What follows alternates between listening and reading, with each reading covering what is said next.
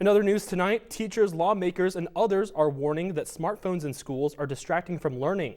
This school year, Decatur Public Schools have a stricter policy requiring that students' phones be powered off and locked away during the day, and some local leaders are calling on other districts to take a similar action. And that has parents and educators talking. This week, I spoke with both groups about the benefits and concerns of cracking down on phones at schools. For students across the country, smartphones have become a staple of everyday life, even in class. But locally, Regional Superintendent Kyle Thompson is proposing schools go phone-free. It's all about what the research says is best for kids.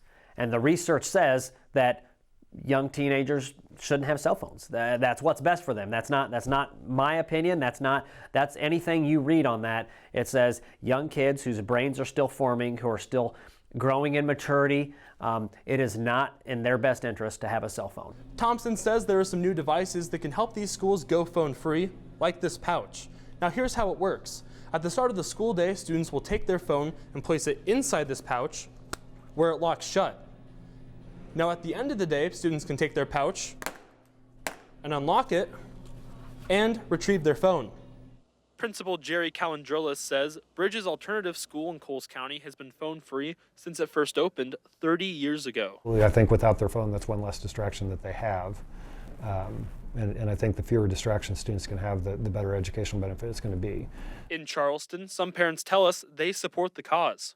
I think that they should be limiting it because it's a huge distraction. I think that we're in a society right now where everyone's obsessed with how they look and getting likes, and that has taken precedence over actually learning in the classroom. AJ Walsh is a parent and a college professor. It is so difficult to get students engaged, and I can only imagine that's even harder at the high school level or the middle school level than it is even in college. Some community members have taken to Facebook to express their disapproval, though none were available to be interviewed on camera. Thompson says he's aware not everyone supports the idea.